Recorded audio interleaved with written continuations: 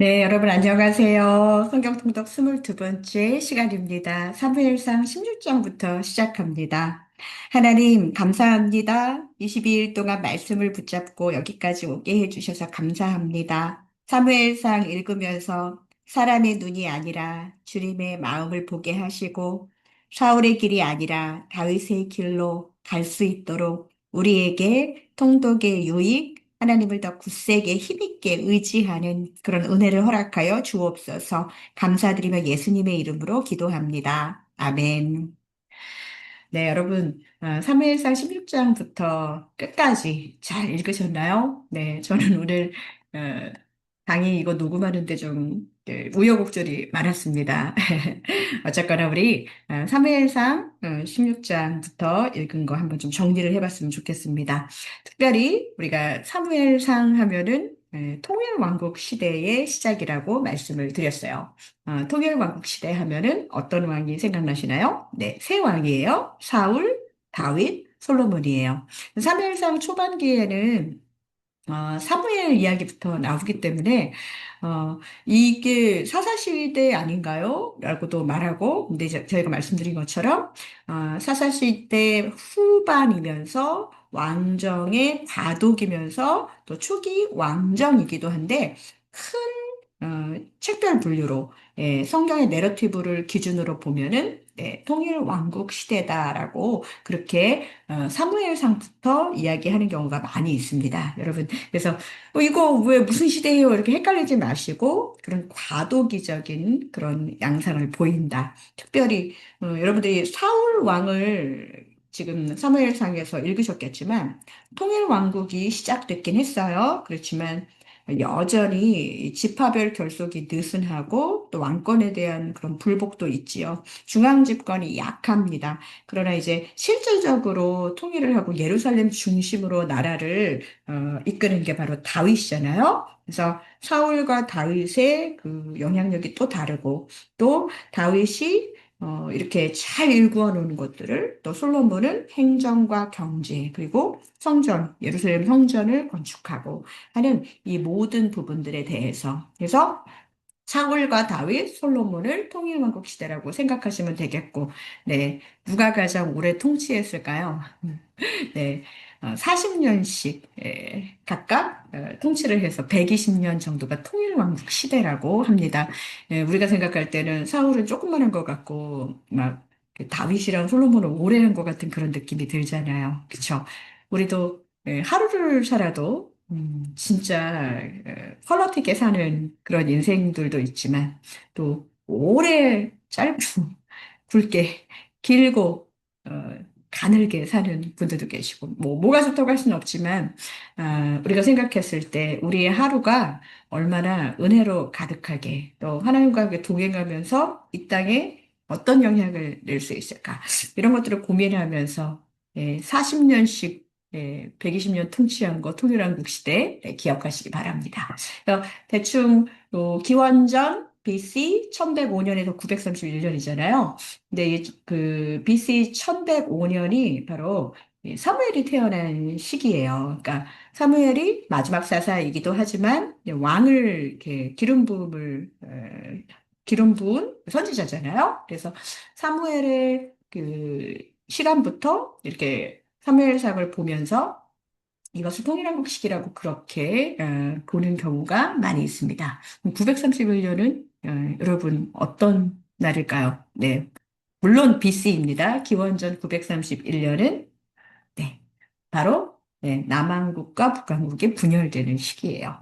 또 요때를 보시면서 또 타임을 라인을 한번 생각해 보시면 좋겠습니다. 그래서 오늘 여러분들이 읽으신 것은 전체 한번 정의로 한번 보면은 사울이 몰락하지요. 왜요? 불순종과 또 시기, 두려움 이런 것들이 막 복합돼가지고 그렇게 하면서 하나님의 버림을 받고 누가 부음을 받나요? 다윗이 왕으로 준비됩니다. 그래서 하나님이 부르시고 그렇지만 그 부르심 이제 너는 왕이니까 왕처럼 살아라가 아니라 연단하시고 그래서 하나님의 은혜와 또 훈련을 받으면서 굉장히 막 골리앗을 막 10대 때 무너뜨리는 소년일 때 무너뜨리는 막 그런 혈기왕성한 그에게도 절제, 죽일 수 있으나 죽이지 않아 보는 거, 그런 절제와 또 성품을 훈련받는 시기가 되지요. 결국 마지막 사무엘상 끝은 사울의 죽음, 사울과의 몰락 이런 부분으로 끝이 나게 됩니다. 다 잘 읽으셨을 거라고 생각이 들어요. 어, 3회사 16장부터 17장까지는 다윗이 등장하고 또 다윗이 하나님의 정말 선택을 받는 그 장면이 나옵니다.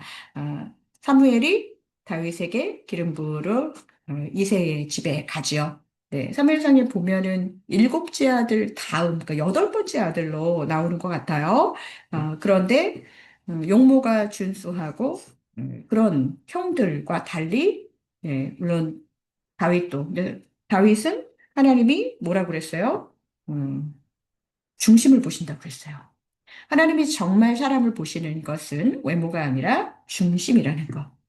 중심이라는 게 중심에 뭐가 있다고 생각해요? 히브리 사람들은 마음이라고 그렇게 얘기합니다. 그래서 겉모습이 아니라 마음을 보시는 하나님, 그리고 점점 그 중심이 하나님께로부터 떠나 있는 왕, 사울. 사울에게서는 하나님의 영을 거두시는 그런 모습들, 어, 사무엘상에서 읽으실 수 있습니다. 여러분들 여호와의 영이 임했다는 말 한번 이걸 보시면서 어떤 의미일까 통독하시면서 궁금하신 분들도 계실 거예요. 하나님이 어떤 사람에게 특정한 사명을 주실 때 뭐 사울과 다윗처럼 하나님의 백성들을 다스리라는 통치에 대한 그런 직임을 주셨거나 또 전쟁이나 또 지도력과 리더십을 필요로 하는 그런 사람들에게 세우시고 능력을 주실 때 여호와의 영이 임했다. 그리고 여호와의 영을 주신다라는 의미가 성경에 나옵니다. 이것은 내가 이제 목사가 되기로 했는데 내가 좀 이렇게 감정이 좋아진 것 같아. 기도하고 나니까 이런 감정의 업앤다운을 말하는 게 아니에요. 느낌이 아닙니다. 뭔가 뜨거워서 하는 이런 게 아니에요.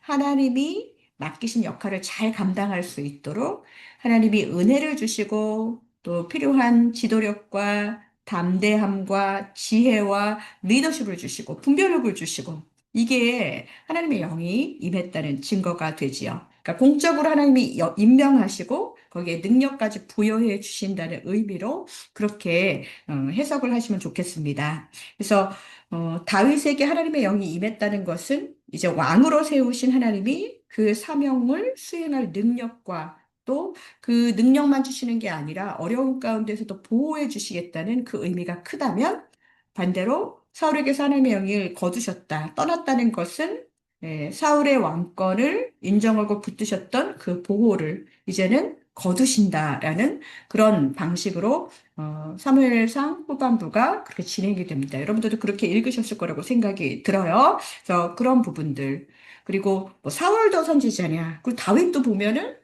전쟁하기 전에 이거 이길 것 같습니까? 막 이런 거 물어보잖아요. 이 부분에 대해서 어, 그 다윗은 진짜 리더십이 있는 사람인 것 같아요. 왜냐면 제사장을 그냥 건너뛰지 않아요. 여호와의 말씀을 선포하는 어떤 선지자의 역할로 다윗이 서려고 하는 것보다는 제사장 아비아들을 통해서 그러니까 에봇을 통해서 이제 전쟁 어떻게 할지 하나님께 물어보고 또 어떻게 이동할지 어떻게 결정할지 그런 것을 묻는 구조가 제사장을 통해서 그 일을 하고 있는 것을 볼 수 있습니다. 네, 분명 다윗도 하나님과 동행했던 그런 사람이지만, 이제 왕정 시대에는 그 제사장의 역할이, 그 선지자의 역할이 이렇게 왕에게 직언을 해주고 무언가 할 수 있도록, 그래서 다윗 왕 때 이제 시대부터 특별히 다윗 왕 때, 음, 다윗이 잘못할 때마다 선지자가 가서 꾸짖기도 하고 그런 부분들이 많이 나오거든요. 그것을 잘 듣고 회개하는 다윗의 모습, 이런 것들을 읽는 것도 통독의 포인트가 될 수 있겠죠. 또 17장에 보면은 커다란 사람 나오죠. 골리앗이 나옵니다. 네. 너는 칼과 창과 단창으로 내게 오거니와 나는 만군의 여호와. 네. 여호와의 이름, 하나님의 이름으로 내게 가노라. 이야, 팍 해가지고서는 예, 골리앗을 쓰러뜨리는 네, 기가 막힌 장면이잖아요. 우리는 이것을 그냥 동화 속의 한 장면처럼 생각하시면 안 되겠어요. 네, 분명히 다윗이 이렇게 선포합니다. 전쟁은 여호와께 속한 것이다. 우리는 때때로는 내가 막 넘기 어려운 것들을 할 때 다윗과 골리앗의 이야기를 할 때가 많아요. 근데 이 크고 작은 어떤 그 내 싸움에 대한 그 나는 작은데 저거는 크니까 하면서 하나님을 막 이렇게 이용해가지고 저걸 한다. 이런 느낌이 아니에요. 하나님의 이름으로 싸워야 할 것. 자, 다윗이 골리앗이랑 왜 싸웠어요? 네. 하나님 여호와의 이름을 모욕하니까. 그렇죠? 우리가 하나님의 이름이 더럽힘을 입거나 거룩이 훼손되는 곳에 여호와의 이름을 가지고 싸울 때 하나님의 그 전쟁을 하나님께 속하게 하시고 이기게 하신다는 거. 네. 그래서 자기를 위한 목적이 아니라는 것을 좀 보시면서 이 통독을 하셨으면 좋겠습니다.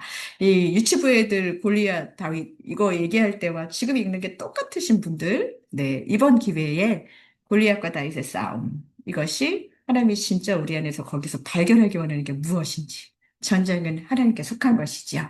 자, 다윗은 왕이 됐어요. 그런데 왕이 되면 될수록, 왕이 되면 될수록 이런 왕이 되고 나서 계속 광야길을 다니죠. 네, 황무지, 어찌나 그냥 험한 길만 돌아다니는지. 자, 그리고 사울을 네. 왕과 왕이면 이제, 너가 왕이야? 아니야, 이제 내가 왕이야. 하면서 같이 이렇게, 음, 대등한 관계에서 뭔가를 할 수 있을 것 같기도 한데 자꾸 도망을 다닙니다. 네. 죽이려고 하니까 도망을 다니겠죠. 자, 이 다윗의 인생 가운데 하나님과의 동행이라는, 우리가 하나님과의 동행하면 어떤 걸 느껴요? 위로와 평안과 회복과, 네, 그것은 하나님이 주셔요. 결국은 평강을 주십니다. 그리고 하나님과 동행하면 광야, 도망길에서도 평강할 수 있는 거예요. 자, 이것이 포인트입니다. 하나님과의 동행이 우리가 광야길을 면하는 게 아니고 또 뭔가의 싸움 속에서 누군가의 도전, 이 땅에서의 어려움을 그냥 피하는 게 아닙니다. 자, 광야와 그 도망자의 신세로 다녀도 하나님과 동행하는 것을 우리가 읽기를 통해서 읽으셔야 됩니다. 그래서, 여러분들이 저 여기 베들레헴이라는 지명을 여기다가 이렇게 둔 이유가 있어요. 지도를 웬만하면 통일된 지도를 좀 보여드리고 싶었거든요. 그러니까 출애굽 지도, 그 다음에 이제 땅 정복하고, 그다음에 분배하고 나서 또 지난번 바로 요 전에는 사사들의 통치 성업해가지고서 법궤가 이동하고, 근데 계속 똑같은 지도를 찾으려니까 쉽지가 않아요. 그래서 이렇게 여러분들이 보실 때 아, 여기가 대충 어디쯤 되겠다라는 것을 보실 때요.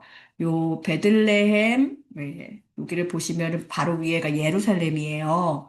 아, 여기가 어디쯤 되겠다라는 것을 한번 여기다가 점을 딱 찍어 두시고 옆에가 뭐예요? 네, 사해바다, 염해잖아요. 그리고 이게 요단강이에요. 흐르는 물줄기. 그 다음에 해안 쪽에는 누가 있어요? 블레셋이 있죠. 남쪽에는 누가 있어요?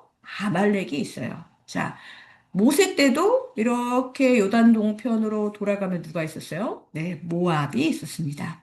그래서 그 유다를 둘러싼 그 열강들, 열강이라고 하면 모르고 족속들, 족속들을 여기서 이렇게 하나하나 보시면은 블레셋, 아말렉, 모압 정도는 보시면 좋겠어요. 그래야 나중에 이제 통일왕국 시대 다윗이 또 어떻게 하는지도 알게 되실 거예요. 그래서 요 베들레헴 또 여기 헤브론 이쪽. 그러니까 대충 이쪽이 어느 쪽인지 아시겠죠? 네. 하면서 하나하나 그러니까 다윗의 이동 경로를 보면은 우리가 그동안에 봤던 성읍이나 이런 도시 이름이 별로 없어요. 왜 그럴까요? 도망 다니니까. 보통 황무지나 광야로 도망 다니기 때문에 전혀 다른 땅이 아니에요. 그 땅 안에서 다윗의 도망 통로가 광야이고 또 동굴이고 이런 것입니다. 그래서 이런 부분들을 생각하면서 대충 여기는 어디쯤 되겠다. 예, 갈멜, 헤브론 우리가 그래도 조금 아는 곳이 있잖아요. 네, 그리고 블레셋의 열강들 중에서 가드, 가사, 에그론, 아스클론, 뭐 가사 이런데 자, 그래서 한번 그걸 먼저 보시면서 가시면 좋겠고요. 18에서 20장까지를 보시면 계속 그 구도예요. 사울의 질투와 네, 다윗의 절제. 다윗이 뭘 절제하나요? 죽이고 싶은 마음, 복수하고 싶은 마음을 절제하죠. 네.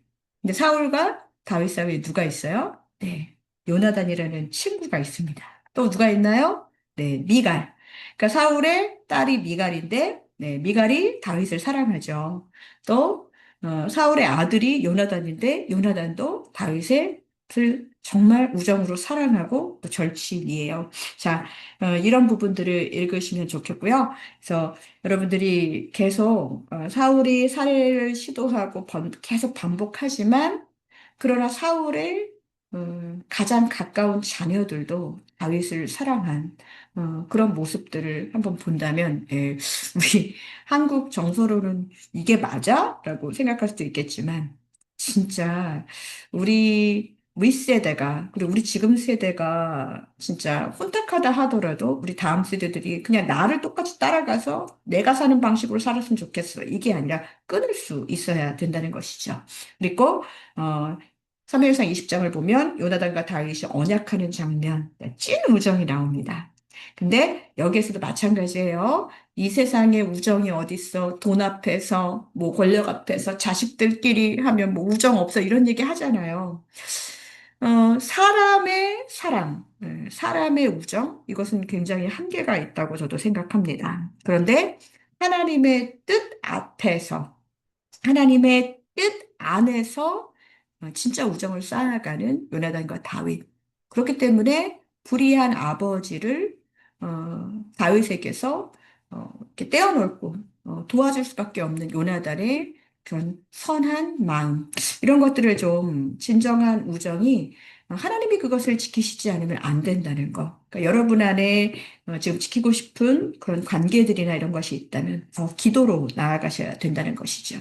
하나님을 신뢰하지 않으면 그 관계조차도 네, 불안정하다는 것을 아시면 좋겠습니다.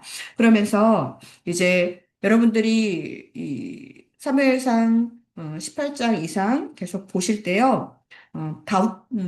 대부분이 이제 사무엘상 그 끝쪽에 보면 다윗이 어디로 도망갔는지 이런 것들을 저도 신학교 입시할 때 되게 열심히 달달달달 외웠던 기억이 나는데요. 그러니까 어디로 도망갔고 어디서 뭘 했고 이거를 보는 것도 중요하지만 자, 사울의 감정이 다윗을 시기하고 그리고 내가 왕이 못 되고 쫓겨날까 봐 두렵고 그래서 왕권에 집착하면서 그것이 나중에 폭력으로 이어지잖아요. 그러면서 다윗이 막 도망을 다녀요. 어떻게 그렇게 광야, 막 동굴, 막 이런 데 황무지만 돌아다녀요. 그리고 막 자기 망명까지도 하게 되잖아요. 그런데 어, 그냥 그 왕이 있는 왕궁에서 살아가는 쫓아가는 사람이 평강하지 않아요. 다윗이 도망 다니면서도 더 여유가 있어 보입니다. 왜? 하나님과 함께 하기 때문이에요. 여호와는 나의 목자시니 내게 부족함이 없으리로다. 예. 다윗에게 이런 고백을 할 수 있는 곳이 목초지 푸른 초장, 저 푸른 초원이 아니었다는 거예요. 그래서 이 광야 속에서, 이 광야 같은 그 길 속에서 하나님과 동행하면서 또 이 땅의 사람들과 어떻게 관계를 하는지, 원수 갚는 것에 대해서 그가 어떤 훈련을 받는지, 이런 것들을 좀 보셔야 돼요.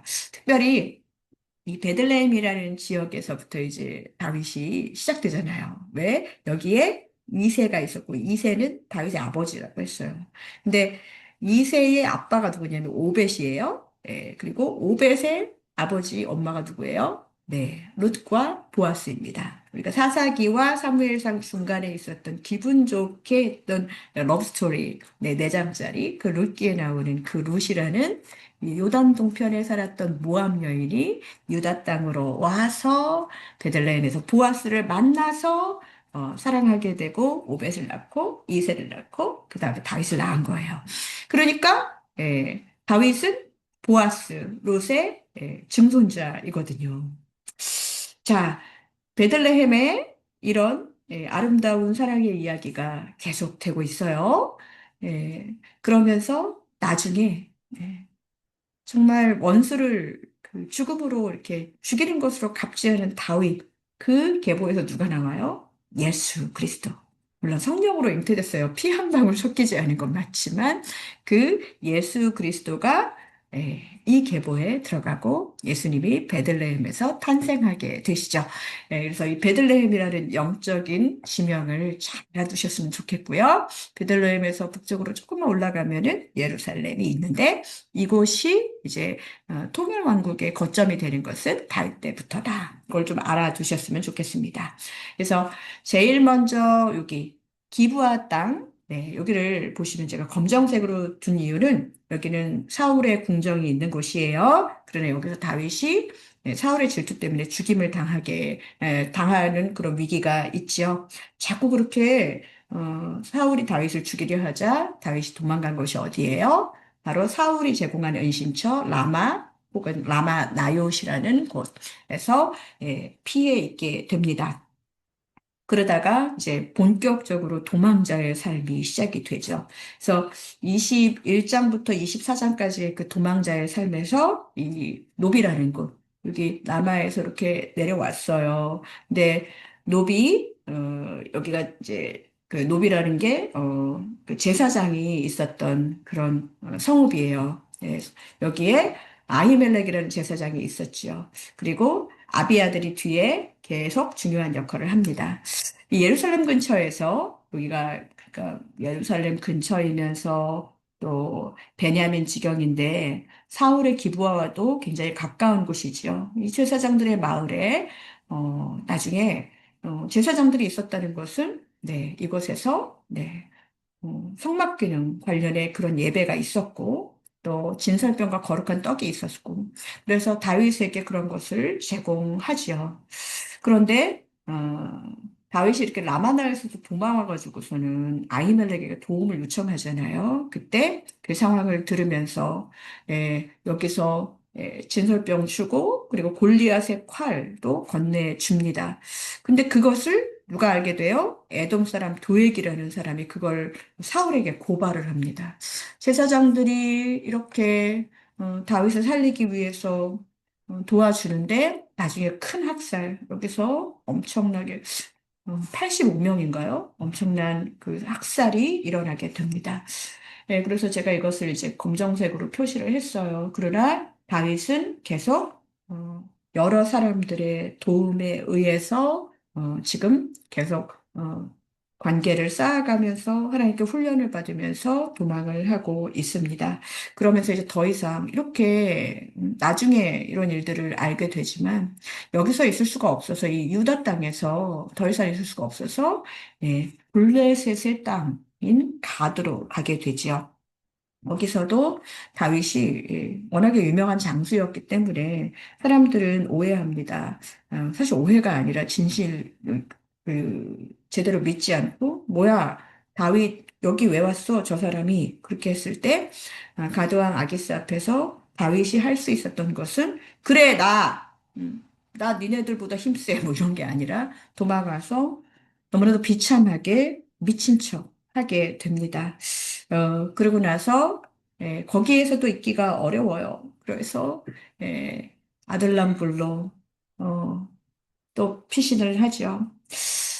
아, 쉽지 않은 일들을 합니다. 21장에서 24장의 이야기가 이제 그 녹부터 24장이 어디까지인가요? 엔게디 동굴까지군요. 계속 그 도망 다니는 것의 핵심 장들이거든요. 다윗과 네.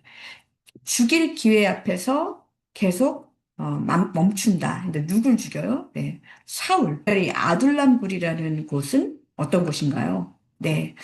어, 아둘람굴은 다윗의 가족들이 합류한 곳이에요. 그리고 네, 사람들이 그곳에 같이 모입니다.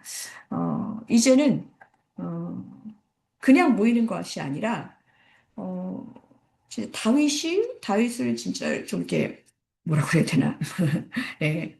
다윗을 리더로 진짜 생각하는 그런 사람들이 모임이죠. 근데 400명이 모였는데, 이제 어떤 사람들이 모였냐면요. 환난당한 사람, 또, 에, 빚이 있는 사람, 마음이 원통한 사람, 이런 사람을, 이 모인 거예요. 그러니까 참 신기한 게, 이 가드에서 이렇게 빠져나온 뒤에 이렇게 유다 지역의 굴 속으로 이제 이렇게 지금 아둘람 굴로 숨어 들어가잖아요. 그러면서 다윗에게도 소중한 가족이 있었으니까 다윗의 이야기를 듣고 다윗의 형제들과 아버지 온 집이 다윗에게 이렇게 내려오고 다윗이 혼자가 아니라 가족을 책임지는 리더가 되는 전환점이에요. 이곳을 잘 생각해 보세요. 한 나라의 왕인데, 그런데 가족들이 함께 이 일을 위해서 모이지만 여전히 가족도 보호받아야 되고, 다윗은 짐덩이라고 하면 좀 그렇지만, 네, 부양해야 될 책임을 지는 그런 일들이 생기지요. 그러면서 다윗의 무리가 형성이 되어, 아까 말한 것처럼 환난당한 자, 빚진 자, 마음이 원통한 자, 억울하고 그런 사람들이 모였어요. 400명 정도가 된다고 하는데, 다 쉽지 않은 삶에 어려움이 있는 사람들이 모였어요. 자, 이게 왜 중요할까요? 네. 여러분들이 이 아둘람굴에서 진짜 함께 모였던 이 사람들, 어, 다윗이 왕이 되기 전에 하나님이 어, 진짜 이미 왕처럼 사람을 품고 책임지는 진정한 훈련이 시작되는 그런 자리라는 것입니다. 이제 다윗이 모압 미스베로 또 갑니다. 자, 이것도 좀 생각을 해봐야 돼요. 자꾸자꾸 다윗이 이곳에서 하나님이 네, 유다 땅으로 가지 못하고 계속 이렇게 둘러둘러 도망을 다른 데로 가고 있는. 근데 거기에서 갓 선지자가 뭐라 그래요? 유다 땅으로 들어가라 그래요. 자, 이런 부분들을 한번 보셔야 됩니다. 다윗이 가려고 하는 곳, 그리고 하나님이 가게 하시는 곳이 분명히 달랐다는 거예요. 다윗은 하나님께 합한 자였지만 그에게도 두려움이 있었고 책임져야 될 가족이 있었습니다. 그런 하나하나의 생각들을 가지고서는 그의 하나하나의 부분들을 좀 보시면 좋겠습니다. 그래서 여기 보면은 야, 네. 그일라, 또 십황무지, 마온광야 하나하나 다 여러분들 통독을 통해서 어떤 곳인지 확인을 하셨을 거예요. 네, 십사람들이 이제 밀고 와서 마온광야에서 포위될 뻔했죠. 그러면서 전황 때문에 사울이 철수를 하게 됩니다. 그래서 그 다음에 갔던 곳이 어디예요? 엔게디 요새, 여기도 굴이에요.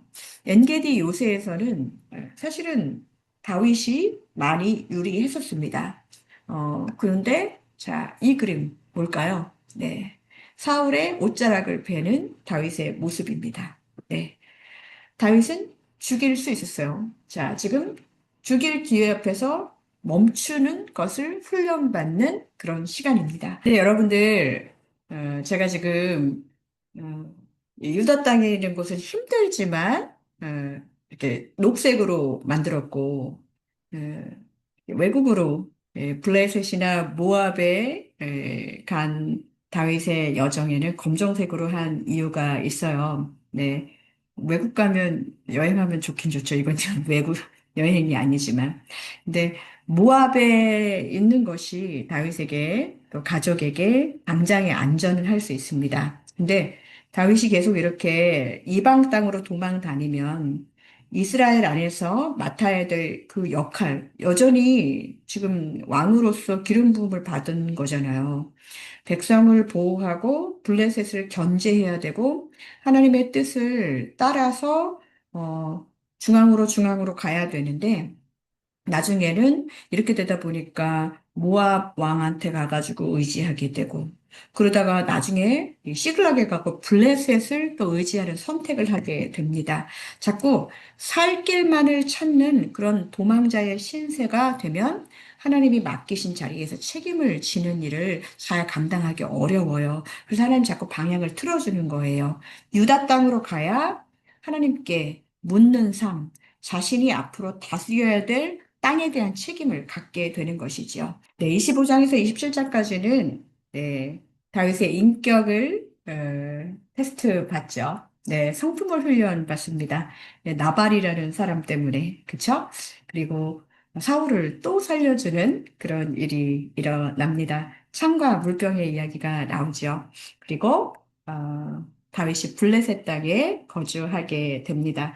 여러분이 요 갈멜과 마온이라는 곳, 요쪽에서 네, 나발 굉장히 큰 부자였던 나발과 그의 아름다운 아내, 현명한 아내 아비가일.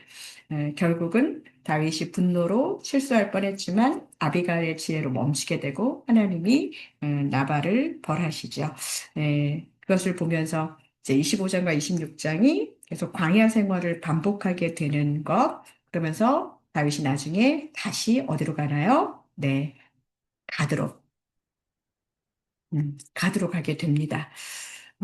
시글락이 다윗의 거점이 돼요. 어떻게 보면 표면적인 의미로는 도망 생활에서 이게 현실적인 출구가 될 수 있지요. 다윗은 유다 광야에서 계속 추격을 받았고 백성과 가족, 무리들까지 다 책임을 져야 했기 때문에 현실적으로 사울의 추격을 끊고 또 안정적인 거점을 확보하고 600명 규모의 무리를 먹여 살릴 생활 기반을 마련하는 선택을 해야 했었어요. 그러니까 시글락은 그 결과로 얻은 실제 거주 도시, 거점입니다. 그래서 블레셋이 다윗을 의심해서 전쟁에서 제외를 시키잖아요. 그래서 시글락이 불타는 최악의 위기에서 이제 다윗이 여호와를 힘입어서 용기를 얻고 그리고 싸움을 해서 무리를 다시 정렬하고 나중에 이제 전리품을 나누는 거 할 때 나눔의 규례까지도 세우게 됩니다. 저는 이번엔 사무엘상 30장이 조금 새롭게 더 다가왔던 것 같아요. 네. 다윗과 그의 사람이 이 시글락에 거주하고 있었을 때, 여기가 다윗이 잠시 비운 사이에 블레셋 전쟁 동행 문제로 저는 이번에 사무엘상 30장을 조금 더 의미 있게 본 것 같습니다. 다윗과 또 함께한 사람들이 시글락에 주둔하고 있었을 때 다윗이 잠시 블레셋 전쟁 동행 문제로 북쪽에 올라갔다 온 사이에 아말렉이 시글락을 습격하게 되잖아요. 그때 이제 그 습격하고 불태우고 완전히 가족들을 사로잡고 하면서 다윗이 굉장히 조금 그 리더십이 또 문제가 생기게 되지요. 네. 그때 다윗이 이야기했던 게 뭐였냐면 30장 6절에 보면 백성들이 자녀들 때문에 마음이 슬퍼서 다윗을 돌로 치자 하니 다윗이 크게 다급하였으나 그의 하나님 여호와를 힘입고 용기를 얻었더라. 네, 이 말씀이 되게 은혜가 되었습니다. 네, 아무래도 먹고 사는 문제, 자녀에 대한 문제, 이걸로 다급한 사람들이 리더십에 대해서 막 무언가를 요구하고 할 때 리더들은 얼마나 마음이 다급하겠어요. 그런데 이때 하나님 여호와를 힘입고 용기를 얻었다. 네, 여러분 이것입니다. 우리에게 있어서 특히 리더십, 누군가를 책임져야 되는 입장에 있으신 분들, 네, 이 다급한 가장들의 이야기, 이거 당장에 내가 어떻게 해야 될까 두려워하지 마시고 여호와를 힘입고 용기를 얻는 우리 모두가 되었으면 좋겠습니다. 그러면서 다윗이 추격하러 출발하는데 이 구솔 시내에서 한 200명이 지쳐가지고 남아있어요. 그러니까 400명만 계속 추격을 했어요. 그리고 했던 그곳이 돌아오는 길에 이제 크게 승리하면서 이제 전리품을 어떻게 나눌지에 대한 갈등이 생기게 됩니다. 이때 다윗이 정말 멋지게 뭐라고 했어요? 남은 자도 싸운 자도 동일하게 이렇게 분깃의 원칙을 세우는 게 나옵니다. 그리고 이것이 규례와 법도처럼 자리 잡습니다. 같은 공동체, 내가 더 많이 싸웠고 내가 가서 있지만 함께 동행했고 지쳐서 조금 쉬고 있는 자들, 물론 그 안에서 뭐 꾀병 부리고 이런 사람들 이런 거 생각하는 게 아니에요. 지쳐서 남은 사람들의 목까지도 함께 싸우는 거. 이런 그 출애굽 공동체도 그렇고 또 땅을 정복할 때도 요단 동편에 있는 백성들이 이미 정착을 했음에도 불구하고 강을 건너가지고서는 정복 전쟁에 참여했던 것도 그렇고 이 모든 것들을 성경에서 계속 우리에게 보여주는 분명한 의도가 있다는 생각이 듭니다. 여러분, 우리가 사무엘상 끝까지 읽을 때 하나님께 돌아가지 않고 금지된 길로 갔던 사울의 길과 무너질 상황에서도 하나님 안에서 다시 힘을 얻은 다윗의 길. 우리 삶의 위기가 왔을 때 진짜 무엇을 선택할까? 지금 나 자신도 힘들지만 함께 동행하면서 공동체를 이뤄가며 이 왕권을 다져가는 다윗의 리더십이 빛나는 그런 사무엘상 30장이었던 것 같습니다. 여러분, 오늘 사무엘상을 마무리하면서 우리가 중심을 보시는 하나님께 우리의 마음을 드리는, 그래서 계속 이 통독의 여정에서 하나님께 마음을 드리며 시간을 드리며 마음과 뜻과 성품을 다해서 하나님을 사랑하는 여러분 되시기를 바랍니다. 네.